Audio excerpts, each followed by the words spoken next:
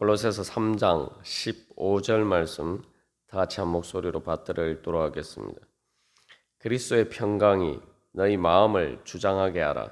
너희는 평강을 위하여 한 몸으로 부르심을 받았나니 너희는 또한 감사하는 자가 되라. 아멘. 복음은 평강의 복음입니다. 그래서 하나님께서 우리를 그리스도의 평강으로 부르셨다. 이것이 우리에게 주시는 소망이고 또한 은혜입니다. 그래서 평강이라는 것은 우리가 여러 번 나누었듯이 단순히 마음이 평안한 것이 아니라 요즘 흔히 쓰는 용어처럼 웰비잉입니다.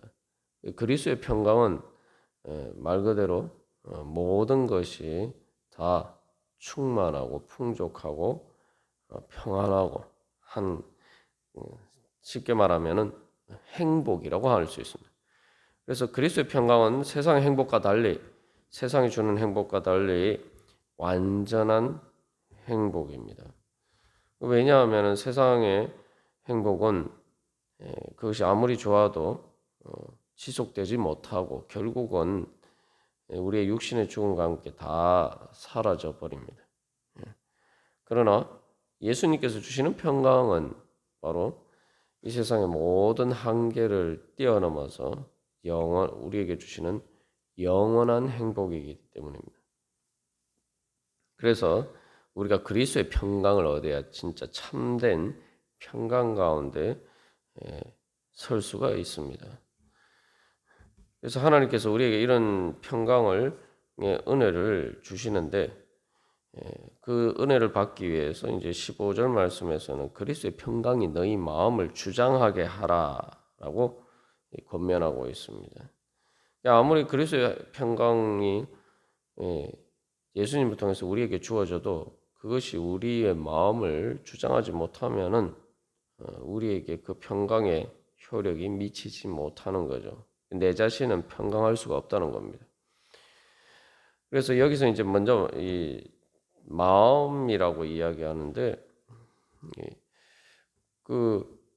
그래서 왜 마음이라고 이야기할까? 여러 가지 의미가 있습니다만 첫 번째로 마음이라고 이야기하는 것은 그리스도의 평강이 우리를 주장한다라고 할 때에 마지막 예수님 재림하실 때에 모든 만물이 새 하늘과 새 땅으로 새롭게 창조가 되고 모든 환경도 완전히 변화가 되고 내 몸도 부활해서 또 내가 또 완전한 성화 가운데에서 몸과 마음과 또한 내 환경과 모든 것이 완전해지는 완전한 평강을 위한 모든 조건이 이루어지는 그때가 오기 전까지는 여전히 우리가 표면적으로 봤을 때 평강하지 못하도록 하는 환경적인 문제들과 또 우리 몸의 문제들이 있습니다. 그러나 그렇기 때문에 우리가 이제 그리스도의 평강이 주장한다라고 할 때 그리스도의 평강이 주장하면은 모든 것이 그렇게 완전해져야 되지 않겠느냐. 그러나 예수님 재림하실 때 계속 어떤 그러한 투쟁이 있고 그래서 평안하지 못하도록 만드는 그러한 문제들이 있다는 거예요. 그래서 그런 외적인 문제 자체들을 또 내 몸의 문제를 완전히 다 해결할 수는 없다는 것입니다. 그러면은 그것이 그러면 그리스도의 평강이 우리에게 어떤 의미를 가지느냐? 그래서 두 번째로 이 마음이라고 하는 것은 그러나 우리의 마음 가운데 그리스도의 평강이 이루어지면은 그것들이 완전하게 우리가 모든 문제를 해결하지는 못하지만 그러나 그 예수님께서 재림하실 때 이루어지는 완전한 하나님 나라의 그 평강을 향해서 우리가 나아갈 수가 있고 또한 그렇게 할 수 있는 능력을 내가 얻을 수가 있고 또한 중요한 것은 그것을 통해서 어쨌든 우리가 내 마음의 평강은 이 세상이 어떤 환경 가운데 있다 하더라도 내 몸이 어떤 문제 가운데 있다 하더라도 나는 그리스도의 평강을 누릴 수가 있다는 겁니다. 그렇기 때문에 이 마음이라는 것은 단순히 내면을 이야기하는 게 아니라 모든 우리의 존재 전체를 결정하는 것을 이야기를 하죠. 그래서 내 마음의 평강이 이루어지면은 비록 내 외적인 환경이나 내 몸에 여러 가지 문제들이 있다 할지라도 세상적인 기준으로 봤을 때 평강을 누릴 수 없는 그런 상황 가운데 있다 할지라도 내 마음에 그리스도의 평강이 지배하면은 내 마음을 그리스도의 평강이 지배하면은 우리가 그 하나님의 평강을 누릴 수가 있다는 겁니다. 우리가 기도하고 또한 소망할 때에 바로 이러한 그리스도의 평강의 능력에 대한 믿음이 부족할 때가 많습니다. 그래서 우리는 자꾸 어떻게 생각하냐면은 내 어떤 환경적인 문제가 있을 때 그런 문제들이 다 해결돼야지 내가 평강할 수 있고, 또 뭐 사도 바울이 지금 감옥에 갇혀 있는 것처럼 그러한 상황에서는 우리가 평강할 수가 없는 것처럼, 또 내 몸이 아파도 마찬가지죠. 그래서 그러한 어떤 문제들 때문에 우리의 마음이 평강을 누리지 못한다. 자꾸 이렇게 생각할 때가 많습니다. 그러나 이 평강은 근본적으로 내 마음이 예수 그리스도의 주권과 통치를 따르느냐에 달려 있는 거예요. 그러니까 내 마음이 평강하면은 여러 가지 그런 문제들이 있어도 나는 평강을 누릴 수가 있고, 아무리 그런 외적인 문제들이 다 평안해도 내 마음이 평안하지 않으면 우리는 평안을 누릴 수가 없습니다. 그렇기 때문에 우리가 가장 먼저 구하고, 그래서 사도 바울도 그리 권면한 것처럼 우리가 힘써야 될 것은 그리스도의 평강이 우리의 마음을 주장하도록 우리가 소망하고 또한 기도하고 주님께 순종해야 하는 것입니다. 그래서 이 내 마음의 평강이라는 것이 단순히 어떤 내면적인 그래서 문제가 아니라 실제로 그 내 마음이 그리스도의 평강을 누리게 되면은 내 삶 가운데서도 내가 그 그리스도의 평강을 이루어갈 수 있는 이제 능력을 얻게 되는 거죠. 그래서 중요한 거는 내 마음을 지켜야 된다는 겁니다. 그래서 그리스도의 평강이 아닌 다른 것들이 내 마음을 주장하지 못하도록 우리의 마음을 잘 지켜야 됩니다. 그래서 새 사람을 옷 입는다라고 할 때 새 사람을 옷 입는 것은 바로 그리스도의 마지막으로 그리스도의 평강으로 옷 입는 것이겠죠. 그래서 여기서 이제 너희 마음을 주장하게 하라라고 이야기했는데, 그럼 주장한다는 것이 무슨 말이냐? 이제 그 의미들을 우리가 제대로 알아야겠죠. 주장한다는 말은 이제 이게 원래 운동 경기 같은 것을 할 때에 이 심판이 있죠. 그래서 여기서 주장한다는 말은 원래 심판하다. 그래서 그 운동 경기의 심판이라는 말에서 유래를 하고 있습니다. 그래서 이것은 이제 지배하고 다스린다라는 그러한 의미입니다. 그러면은 여기서 우리의 마음을 그리스도의 평강이 주장하도록 하라는 것은, 다시 말하면은 우리의 마음의 모든 심판의 기준이 예수 그리스도의 평강이 되어야 된다는 거죠. 그것을 어떻게 하면 우리가 예수 그리스도의 평강을 누릴 수 있는가, 그 기준에 따라서, 그 규칙에 따라서 내가 생각하고 느끼고 행동하고 의지하고 또한 내가 살아갈 때 우리가 그리스도의 평강을 누릴 수가 있다는 겁니다. 그래서 그것들이 우리의 모든 게임의 규칙을 지배를 해야 돼요. 그리스도의 평강.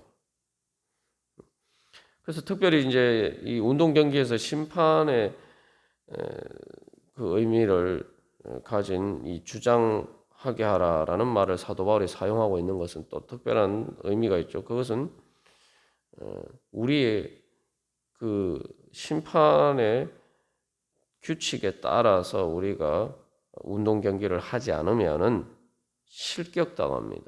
다시 말하면은 상을 받을 수가 없다는 거죠. 아무리 뭐 잘해도 뭐 여러분 뭐 올림픽 경기에서 우리가 흔히 볼 수 있는 것처럼 그 실격당하면은 그 뭐 예전에 뭐 동계 올림픽 때도 쇼트트랙 같은 경우에도 심판이 실격 판정을 내려버리면은 아무리 뭐 1등으로 들어와도 아무런 상을 받을 수가 없어요. 그래서 이것은 내가 무엇을 했을 때 상을 받을 수 있느냐, 그 내 행동의 가치가 어디에 있느냐 이 기준을 놓고 봐야 된다는 거죠. 그래서 세상을 살아갈 때에 우리의 마음이 평안하지 못하도록 하는 대표적인 일들이 뭡니까? 내가 열심히 뭔가 일을 하고 노력을 하고 뭔가 얻으려고 열심히 달려갔는데 그게 다 허무하게 돼버리면은 정말 우리의 마음에 그런 일이 있고 나면은 계속 그것들이 미련이 남고 한탄스럽고 그렇게 되죠. 그리고 또한 우리가 그런 일이 일어나기 전에도 계속 우리의 마음이 평안하지 못하도록 우리의 마음을 두렵게 만들고 계속 불안하게 만들고 걱정, 근심과 염려에 쌓이게 만드는 것들이 뭡니까?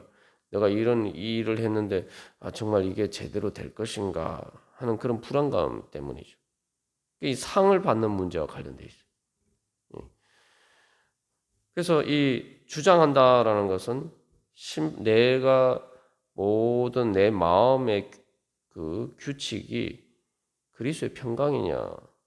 첫 번째로, 그죠? 두 번째로, 그래서 내가 그 규칙에 따라서 행하고 있느냐.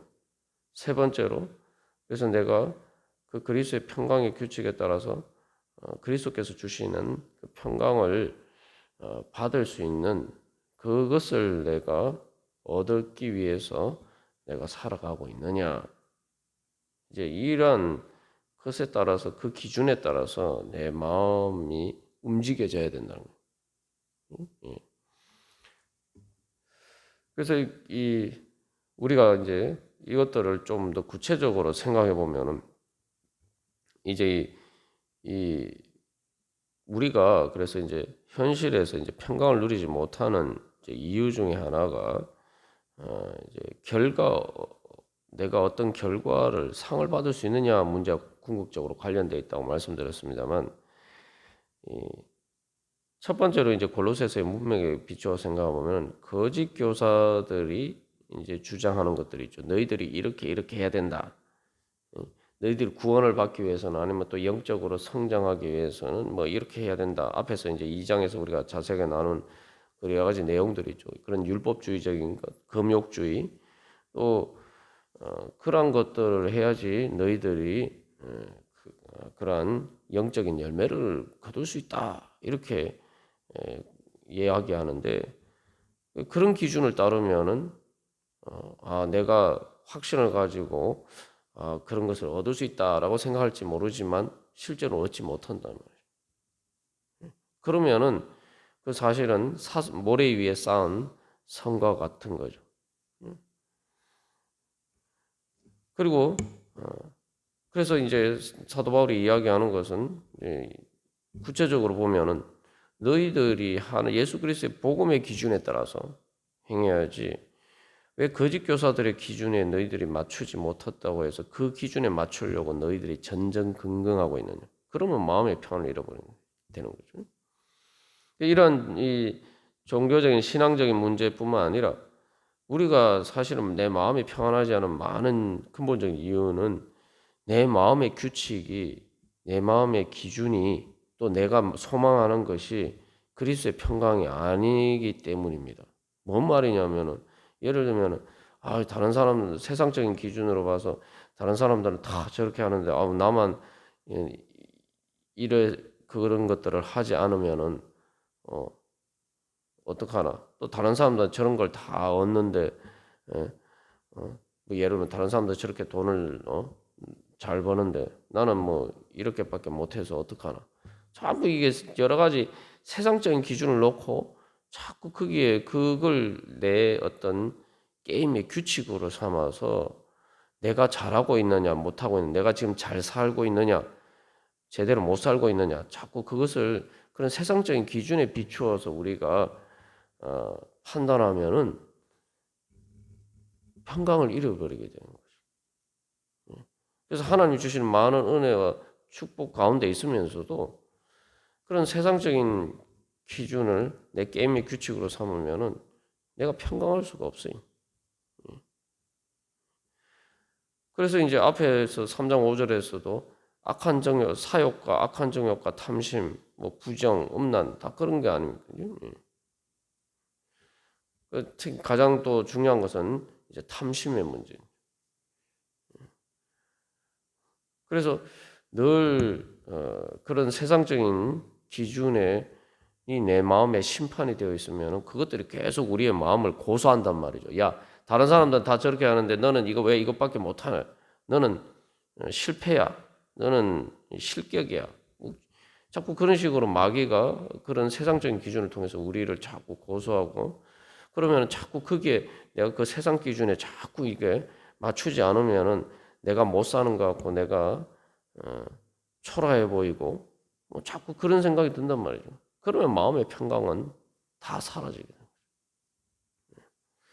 그래서 만약에 우리가 사도 바울이 계속 기뻐하라, 뭐 감사하라 얘기하는데 아니 사도 바울이 지금 감옥에 갇혀 있는데 세상적인 기준에 보면은 사도 바울이 어떻게 그리스도의 평강을 지금 이야기할 수 있겠습니까?